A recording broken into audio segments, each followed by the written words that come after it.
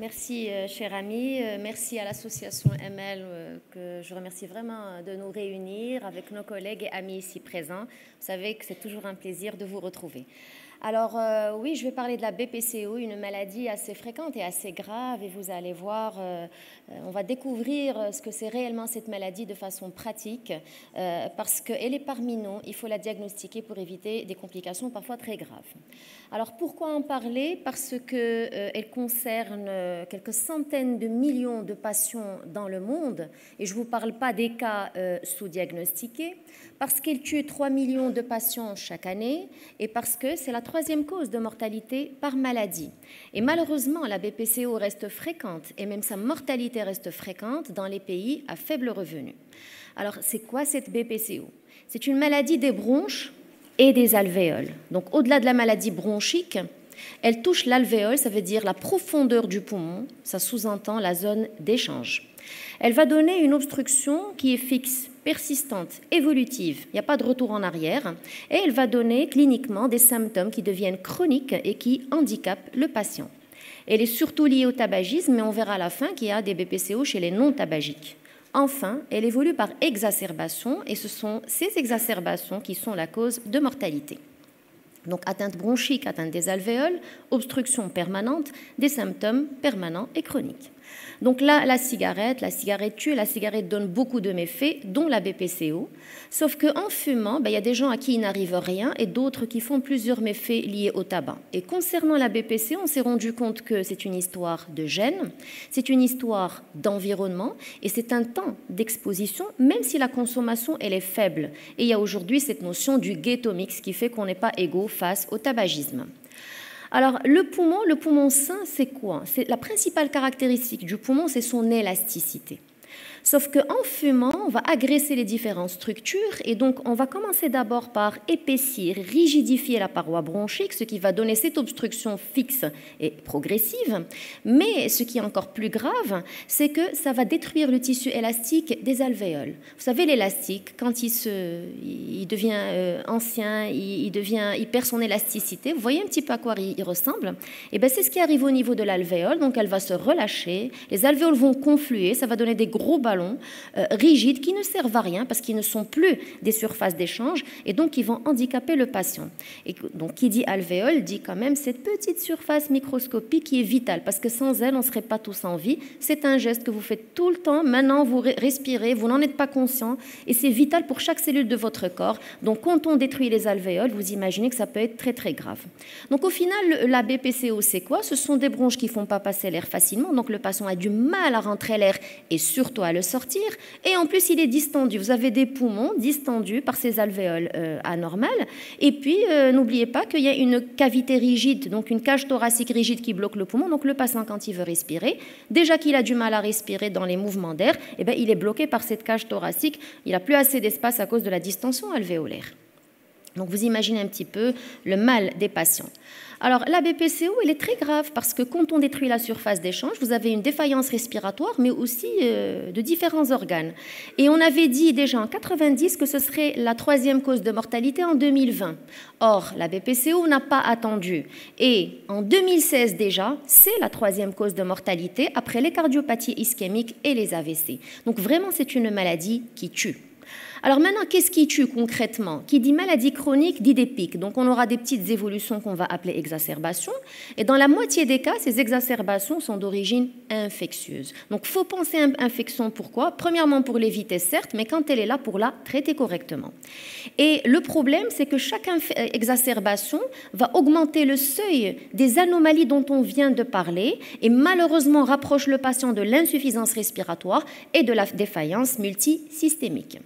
Alors, qui dit infection, dit qu'il faut quand même connaître la cible. Quels sont les germes qu'on cible? Comme ça, on saura les traitements qu'on va donner. Il faut savoir qu'au fur et à mesure que la BPCO évolue, le patient colonise ses voies bronchiques. Et ça commence certes par le pneumocoque, sans oublier l'hémophilus et le moraxella. Ça veut tout dire. C'est-à-dire que quand vous donnez un antibiotique, il doit avoir une activité antipneumococcique élargie à certains BGN. Et plus la BPCO évolue, plus on aura des germes plus résistants comme le staph, staph, les entérobactéries, les BGN dont le Pseudomonas particulièrement. Donc, il faut que l'antibiothérapie soit ciblée sur cette écologie bactérienne. Sans oublier que les virus sont une cause importante d'exacerbation et on a vu durant Covid, les BPCO étaient vraiment des malades à grand risque. Et un petit mot sur l'origine mycosique qui n'est pas non plus à sous-estimer. Alors concrètement, comment dépister ce malade BPCO? D'abord, c'est la dyspnée. C'est très important. Or, les patients sous-estiment un peu leur dyspnée jusqu'à ce qu'ils fassent l'exacerbation. Et donc, ils viennent avec une dyspnée plus importante, des sifflements parce que les bronches sont fermées. La toux chronique, des fois, peut être handicapante. Les infections à répétition, de plus en plus graves. Et en présence de facteurs de risque. C'est une raison supplémentaire de penser à la BPCO. On a dit 80% des BPCO sont liés au tabac, mais il y a une petite fraction de 20%. On verra tout à l'heure à quoi elle peut être due. Alors, la dyspnée, sachez qu'il y a plusieurs stades. Une dyspnée à des efforts très importants, donc plus ou moins justifiés, jusqu'à la dyspnée chez quelqu'un qui n'arrive pas à s'habiller, à manger, à parler, parce qu'il est essoufflé. Et donc, ce qu'il faut savoir, c'est que pour les stades 0 et 1, ça peut être tolérable. Mais au-delà du stade 2, c'est un patient qui est très symptomatique et c'est de mauvais pronostics. Après, on a fait des scores, je ne sais pas si vous voyez la flèche. Alors, après, on a mis des scores composites, comme le score ici, le COPD Assessment Test, où en fait, on a plusieurs symptômes, pas que la dyspnée, parce que le patient est des fois gêné par la toux, des fois il est gêné parce qu'il ne peut pas faire une activité, parce qu'il ne dort pas bien, parce qu'il n'a pas d'énergie, comme c'est une maladie chronique. Alors, sachez qu'on calcule de 0 à 5 chaque item, et si le score dépasse 10, c'est un patient très symptomatique, et donc ça aussi, c'est de mauvais pronostics. Et il y a également le questionnaire de qualité de vie pour toute maladie chronique. Alors, devant les signes respiratoires, en général, on demande une radio. Ce n'est pas pour le diagnostic positif, mais c'est pour le diagnostic différentiel, des complications et des causes déclenchantes. Maintenant, le scanner commence à avoir des prescriptions de plus en plus larges. Il n'est pas systématique non plus, mais devant le tabagisme, qui est un facteur commun entre la BPCO et le cancer, eh bien, quand on a des symptômes qui durent, qui ne sont pas expliqués par une cause évidente et qui ne répondent pas à une thérapie ciblée, il faut quand même demander le scanner, qui, sur votre droite, vous voyez la destruction, il y a du noir. Ça veut dire qu'on a détruit les alvéoles et ça veut dire qu'on a perdu de la surface d'échange. Alors, maintenant, il faut confirmer la BPCO. Et dans la définition, qu'est-ce qu'on a dit? On a parlé des symptômes, certes, mais on a parlé de l'obstruction fixe et non réversible. Donc, il faut des explorations et au minimum, il faut une spirométrie pour mettre en évidence l'obstruction. Alors, comment on confirme l'obstruction? C'est très simple. Regardez directement le rapport VMS sur capacité vitale. Inférieur à 70%, c'est de l'obstruction.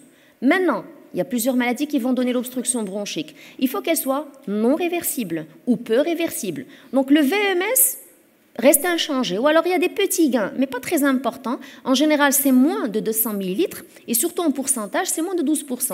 Ça veut dire que, par exemple, s'il est à 70, vous donnez un bronchodilatateur, ben après, il ne va pas dépasser, donc 80 plus 12, c'est 92, il n'ira pas au-delà. Et en général, c'est des petits gains, ou alors c'est des gains qui sont nuls.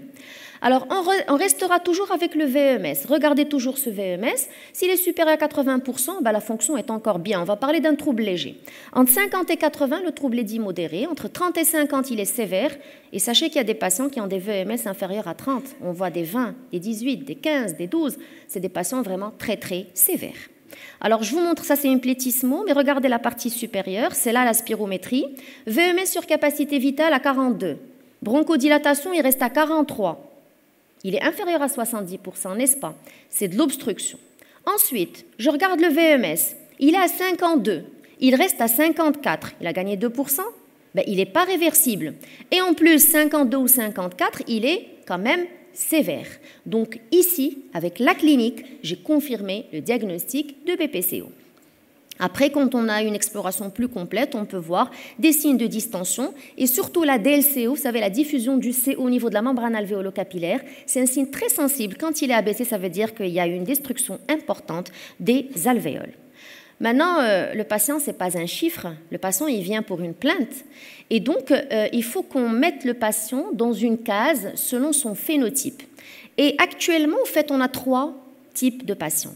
On a les A et les B. Je peux les mettre ensemble. Pourquoi? Parce qu'ils sont quand même de meilleurs pronostics. Le A, c'est un patient qui est peu symptomatique. Le B, qui est très symptomatique. La différence est faite sur le score de la dyspnée. Vous vous rappelez, 0 à 1, il est peu symptomatique. Plus de 2, il est très symptomatique, et le score CAT, moins de 10 c'est bon, plus de 10 c'est moins bon quand même. Maintenant, la particularité de ces deux cadrans, c'est qu'ils ne font pas plus de 2 exacerbations dans l'année, et ils n'ont jamais été hospitalisés l'année précédente. C'est pour ça que le pronostic reste bon. Par contre, le groupe E, le groupe des exacerbateurs, c'est des patients qui font des exacerbations fréquentes et qui font des hospitalisations, ne serait-ce qu'une seule. Donc l'exacerbation compte dans la vie d'un BPCO, il faut vraiment les noter dans son dossier, et plus il en fera, plus la mortalité augmente. Et donc ça, on le fait dans une première évaluation et on traite, même s'il y a amélioration, c'est que le phénotype reste le même. Donc concrètement, regardez autour de vous, regardez vos patients, votre entourage. Comment on reconnaît une BPCO? C'est un patient de plus de 40 ans qui fume, ça c'est le cas typique, qui va faire la bronchite chronique. Il va la banaliser, vivre avec, vous dire non, c'est normal. Mais il fera une dyspnée. Vous allez trouver que ce n'est pas normal. Maintenant, vous comprenez pourquoi. Il va encore s'adapter à sa dyspnée jusqu'à faire l'exacerbation. Et idéalement, il faudra faire une exploration pour confirmer l'obstruction persistante, progressive. Pourquoi? Parce que plus tôt vous traiterez, mieux vous éviterez les complications et surtout la mortalité. Rappelez-vous, c'est la 3e cause de mortalité. Alors maintenant, le patient va attendre de consulter quand il va très très mal, ça veut dire lors de l'exacerbation. Alors l'exacerbation, c'est un événement aigu en général qui dure 24 à 48 heures, caractérisé par l'aggravation des symptômes et surtout la dyspnée, mais la durée totale d'évolution est de moins de 14 jours. Il va s'associer à un niveau plus élevé d'inflammation, de destruction, et il est dû principalement à l'infection. Rappelez-vous, plus de 2 exacerbations par an, c'est un mauvais pronostic. Et une exacerbation qui menace le pronostic vital, on va appeler ça une décompensation, est vraiment à comptabiliser. Donc la cause est surtout infectieuse. Après, elle peut être non infectieuse. L'examen clinique est plus parlant durant l'exacerbation. Vous savez, ces patients-là qui tirent, qui sont cyanosés, qui respirent à lèvres pincées. On trouve donc des sibilants, parfois même aussi des ronflants quand c'est surinfecté. Vous savez, il y a tellement de l'obstruction et de la pression négative intrathoracique que les gens tirent les parties molles. Donc vous avez la dépression intercostale et vous avez chez les hommes le cartilage qui plonge vers le thorax, on appelle ça le signe de Campbell. Après, il faut évaluer la gravité. Et pour faire simple, pour résumer ce qui est écrit ici, la gravité, c'est les 3 axes. On parle du poumon, c'est un organe vital. Les signes respiratoires, polypnéique, bradypnéique, cyanosé, tirage. Les signes hémodynamiques, est-ce que le cœur commence à souffrir? D'accord? Hypotension, donc les signes de choc, les signes donc de souffrance périphérique, les signes neurologiques, ne serait-ce qu'une irritation, c'est-à-dire que le cerveau manque en oxygène. Et puis n'hésitez pas à demander une gazométrie, elle est vraiment indiquée dans ces exacerbations. Alors comment traiter l'exacerbation? D'abord, où les traiter? Est-ce que je lâche le patient avec une ordonnance? Est-ce que je le garde sous surveillance? Si c'est un patient de plus de 65 ans avec une BPCO sévère, le groupe E, je ne le lâche pas. S'il y a une dyspnée très sévère, au moindre effort, s'il y a des signes de gravité respiratoire, des comorbidités à gérer, gardez le patient en hospitalisation. Si avec cette prise en charge, il n'évolue pas bien, il faut considérer l'hospitalisation en réanimation, surtout quand les chiffres gazométriques sont effondrés et qu'on pense qu'il aura besoin d'être ventilé ou s'il y a des signes neurologiques ou hémodynamiques. 3 piliers de traitement. Renforcer la bronchodilatation, il en a besoin, donner des corticothérapies pour lever l'inflammation et surtout traiter la cause la plus fréquente que sont les antibiotiques. Alors quand concevoir les antibiotiques, chaque fois qu'il y a aggravation de la dyspnée ou des expectorations dans leur aspect ou dans leur volume, et sachez que pour un patient qui a une dyspnée très sévère ou qui est en réanimation, ne réfléchissez pas, mettez une antibiothérapie. Alors, quel antibiotique? Rappelez-vous de la flore dont on a parlé tout à l'heure. Il me faut un antibiotique antipneumococcique. La première molécule indiquée est l'association. C'est d'emblée l'association parce qu'il y a une comorbidité déjà, qui est la BPCO. Donc, l'amoxicillinacide clavulanique. Sinon, on peut proposer la pristinamycine ou le macrolide. Mais, c'est le macrolide antipneumococcique que nous n'avons pas au Maroc. Donc les macrolides qui ont eu leur ère de gloire durant Covid ne sont pas les bonnes molécules parce qu'elles ne sont pas antipneumococciques.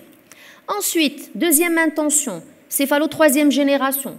allergie aux bêta-lactamines, ou je veux une alternative parce que le patient ne tolère pas bien les bêta-lactamines, les quinolones antipneumococciques.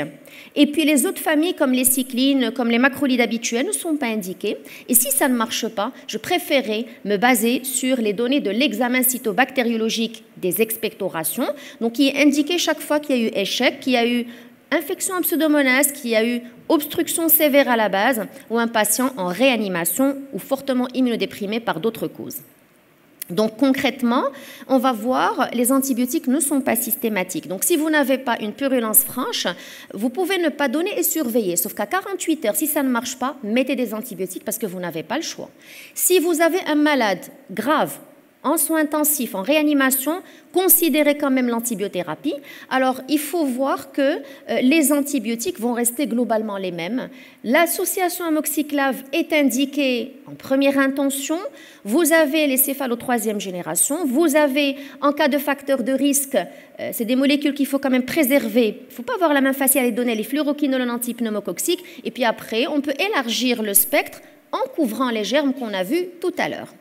Alors, on ne change pas avant 48 à 72 heures, donc on attend de faire un contrôle clinique, biologique et radiologique. Et puis la durée, ça on peut en parler tout à l'heure, le minimum c'est 5 jours, d'accord? C'est en général suffisant. Mais si on a une pneumonie qu'il faut encore gérer plus que 5 jours, ben, on va continuer selon les critères. Voilà, vous êtes des cliniciens, c'est vous qui déciderez. Maintenant, pourquoi il faut comprendre l'écologie, comprendre les antibiotiques à donner, parce que, regardez, dans plus de 60% des cas, on n'a pas le germe, même quand on fait les prélèvements. Donc, on sait qu'il faut viser le pneumocoque. Je vous souligne juste le rôle des virus, d'accord, sauf qu'on n'a pas de traitement ciblé des virus, et souvent, il y a une surinfection bactérienne, donc il faut penser à cet antibiotique antipneumococcique. Alors, l'infection, depuis tout à l'heure, je dis infection, en fait, ça sous-entend bronchite aiguë sur un fond chronique. Or, l'infection peut évoluer vers l'alvéole, vers la profondeur du poumon et donner ce qu'on appelle une pneumonie. Et là, c'est très grave. Pourquoi? Parce que ça peut tuer un tiers des patients. Et ça peut donner des atteintes lobaires jusqu'à des atteintes. Ça, on avait largement vu en Covid. Covid, c'était la pneumonie qui tuait. Et là encore, qu'est-ce qu'on recommande? Donc les recommandations des sociétés savantes, vu qu'on a la BPCO comme comorbidité, même en ambulatoire, on donnera l'association amoxiclave ou la céphalo troisième génération ou les quinolones antipneumococciques. En hospitalier, on maintient l'amoxiclave parce que c'est une bonne molécule qui a un très bon spectre, mais si intolérance, effet secondaire, non-disponibilité, on sait qu'on a d'autres bêta-lactamines ou les fluoroquinolones. Et même chez les Américains, vous allez voir que l'amoxicilline peut bien faire, mais quand on a la BPCO comme comorbidité qu'il faut comptabiliser, c'est l'association amoxiclave qui est recommandée avec donc, les céphalos ou les quinolones. Et puis, même quand il s'agit de germes graves, la base, c'est les bêta-lactames, donc l'association amoxicillin clavulanique, et puis on peut renforcer chaque fois qu'on pense qu'il y a staph, qu'il y a pseudomonas, élargir un petit peu le spectre. Alors, un petit mot sur les germes. Il y a eu des études faites dans des pays arabes, parce que souvent, on prend l'écologie des Européens et on nous dit résistance, etc. Et donc, là, qu'est-ce qu'on remarque? Par exemple, au Koweït, on a une sensibilité assez satisfaisante des bêta-lactamines et des quinolones. En Arabie Saoudite, pareil. Donc, voilà, on a un bon pic, on n'a pas beaucoup de résistance, mais je vais m'arrêter sur cette belle étude tout en citant Allah yarhamou l'Oustad Zarouali, notre éminent bactériologiste, au fait qu'il avait participé à cette étude, et je me rappelle qu'il me le disait, donnez l'amoxicilline, donnez l'amoxiclave, on n'a pas beaucoup de résistance, et regardez, la deuxième ligne, c'est l'amoxiclave, on a une très très bonne sensibilité, et puis on a une bonne sensibilité pour les autres céphalos et quinolones. Donc, ça reste quand même de très bonnes molécules. Alors, il faut renforcer la bronchodilatation. C'est des gens obstructifs et l'exacerbation aggrave l'obstruction. Il faut donner des corticoïdes. Alors, les corticoïdes, 40 mg, 5 jours. N'allez pas vers l'extrême. Ça peut suffire. Si ça ne marche pas, on peut prolonger. Mais sachez que maintenant, les petites doses sont largement suffisantes. Alors, en hospitalier, il faut oxygéner avec comme objectif une saturation de 88 à 92% et nébuliser. Mais si vous n'avez pas le nébuliseur, sachez que la chambre d'inhalation est équivalente à la nébulisation. Il faut oxygéner chez patients, mais il faut aussi considérer la ventilation non invasive, c'est très important, et prévenir les complications thromboemboliques. Malheureusement, quand ça ne va pas, c'est des patients qu'on n'aime pas intuber, mais quand il le faut, il le faut. C'est des patients très difficiles à extuber. Enfin, dites-vous, est-ce qu'il n'y a pas une cause non infectieuse à gérer? Donc finalement, on va oxygéner, donner des corticoïdes à faible dose, renforcer la bronchodilatation, considérer la VNI et puis voir un petit peu est-ce qu'il y a place aux antibiotiques selon les critères qu'on a vus tout à l'heure et puis considérer à chaque fois le traitement de fond. Juste une petite parenthèse, le traitement de fond dans la BPCO, ce sont les bronchodilatateurs, ce ne sont pas les corticoïdes, ce ne sont pas les associations d'emblée, ce sont les bronchodilatateurs à longue durée d'action et puis le sevrage tabagique. Alors prévenir par le sevrage s'il n'est pas déjà fait. Pensez à vacciner ces patients, c'est des patients à risque. Alors rapidement, un petit cas clinique, vous me donnerez une petite minute. C'est un patient de 70 ans, tabagique sevré depuis 5 ans. Or, il a fumé depuis l'âge de 18 ans. Donc calculez un petit peu tout ce qu'il a fumé. Rappelez-vous du Ghetto-Mix de tout à l'heure et de la durée d'exposition. Bronchitique chronique, dyspnée chronique, mais il vit avec ça, il banalise pour l'âge, il trouve que c'est normal. Il a un diabète familial. Il a été hospitalisé dans l'année précédente, 6 mois auparavant, pour détresse et infection respiratoire. On n'a pas les documents, mais on comprend que c'est une exacerbation. Il vient pour aggravation de ses symptômes. Il ne consulte pas, il fait de l'automédication. Les gens aiment bien certains médicaments. Il a une radio déjà faite. On voit la distension, c'est très noir. On voit un petit syndrome bronchique. Là, il n'a pas consulté. Quand vous le voyez, il est conscient, mais voyez qu'il respire difficilement, qu'il tire. Il est polypnéique. Sa pression artérielle est très limite, il est un peu tachycarde, donc il va se fatiguer au fait. Il sature limite à 90%, il sibyle. Donc, où traiter ce patient? Je pense, oui. Vous êtes d'accord avec moi, l'âge, la BPCO sévère, il a déjà exacerbé. Je préfère le garder sous hospitalisation. Regardez la radio. Pneumonie maintenant, c'est un autre degré de gravité. Les blancs sont élevés, les lymphocytes sont bas. Peut-être qu'il a commencé par une infection virale. CRP élevé, PCT positive, dyspnée donc des dimères pour écarter une embolie pulmonaire négative. Le diabète familial, on se rend compte qu'il y a aussi un diabète à gérer. Il a pris assez de paracétamol transat élevé, une petite hyponatrémie, donc il faut gérer tout ceci. Ce sont des découvertes qu'on fait pour des patients qui tardent à consulter. Son scanner montre la gravité. Alors on commence à le ventiler, il a besoin d'un masque à haute concentration et à tout moment on se dit qu'il n'a pas besoin d'une VNI. Et donc, on se dit c'est plutôt infectieux. Alors, vous recommandez quelle antibiothérapie? Donc, on peut donner l'association parce que c'est un sujet âgé porteur d'une BPCO, d'accord? Et n'oubliez pas les deux autres axes, renforcer la bronchodilatation, donner une corticothérapie, faire la prophylaxie thrombo-embolique. Alors, ce patient, si on tarde à le traiter, il peut s'aggraver et il aura besoin d'une ventilation non invasive au masque. C'est déjà bien, hein, mais il peut encore s'aggraver, il va être intubé. Et ça, on n'aime pas. Et sincèrement, depuis qu'on fait la VNI, on empêche ces patients d'aller en réanimation et donc on réduit la mortalité. Juste pour vous rappeler que c'est la 3e cause de décès. Ce patient a eu de la chance parce qu'on a introduit l'antibiothérapie à temps. Et puis après, on a considéré le traitement de fond. Et il aura besoin d'exploration ultérieure et de considérer les choses sur lesquelles on peut travailler dans l'axe de la prévention. Et enfin, juste pour vous dire, les 20% restants sont dus à quoi? Il y a des femmes qui font des BPCO, la biomasse, la pollution domestique, atmosphérique. Le nouveau fléau, mais n'oubliez pas la cigarette, il faut faire le sevrage dès que possible. Donc la BPCO, c'est une maladie qui persiste, qui est très fréquente. Le diagnostic précoce permet une meilleure prise en charge. L'exacerbation est surtout infectieuse, donc diagnostiquez-la, traitez-la pour éviter l'aggravation. Et puis bien sûr, avant tout, comme on dit, il vaut mieux prévenir que guérir. Et je vous remercie. Merci à vous, professeur. Pour cet exposé qui était très pertinent. Merci. Et je tiens à remercier les laboratoires GSK qui nous ont permis d'assister à ce symposium. La parole est à la salle pour une seule question parce qu'il y a une contrainte du temps. Donc, est-ce qu'il y a une question dans la salle? Oui, madame. Il y a déjà quelqu'un qui le fait. Allez-y. C'est pas grave, on prendra 2 rapidement, je répondrai vite.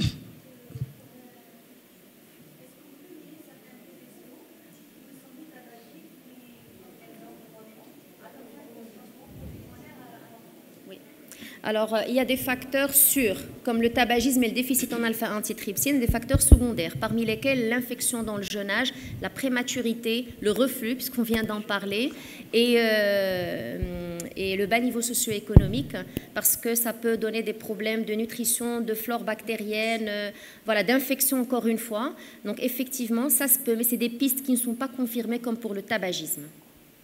Merci, professeur Khattabi. J'ai une question concernant l'antibiothérapie et surtout les macrolides. Est-ce que la roxythromycine n'est pas indiquée, à part l'azithromycine, bien sûr? Et la deuxième, des fois, c'est difficile de faire la part entre l'asthmatique et le BPCO ou l'association des deux. Merci. Merci, cher ami. Donc, c'est très pertinent comme question. Alors, la première, c'est non. En fait, les macrolides seront utilisés en deuxième intention pour élargir le spectre. Ça veut dire que j'ai mis l'amoxiclave ou la céphalolaquinolone et quand ça ne marche pas, je peux élargir. Et parmi les molécules que je peux utiliser, les autres macrolides. Donc, ça peut même être l'azithromycine. Maintenant, d'emblée, non. Sauf si c'est vraiment un contexte, on est sûr que c'est des germes atypiques et ce n'est pas une infection très grave, on peut les tenter, mais a priori, connaissant la flore bactérienne, il faut vraiment être antipneumococcique à 100%. Alors que l'activité de ce type de macrolide, elle n'est pas très importante. Alors pour la deuxième question, le problème qu'on a aujourd'hui, c'est qu'effectivement, avec le changement de mode de vie, l'asthme est en recrudescence, ça on n'en parle pas. Les jeunes, c'est quasiment un asthmatique sur 2. Et le problème, c'est que ces jeunes-là fument.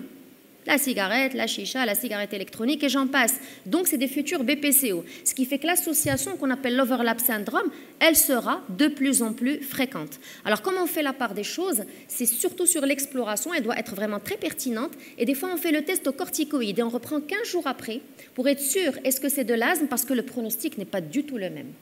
Après, c'est souvent aussi des asthmes graves et malheureusement, le pronostic est plus réservé. Sincèrement, ça me fait du mal quand je vois nos jeunes fumer parce que je sais ce qui les attend après.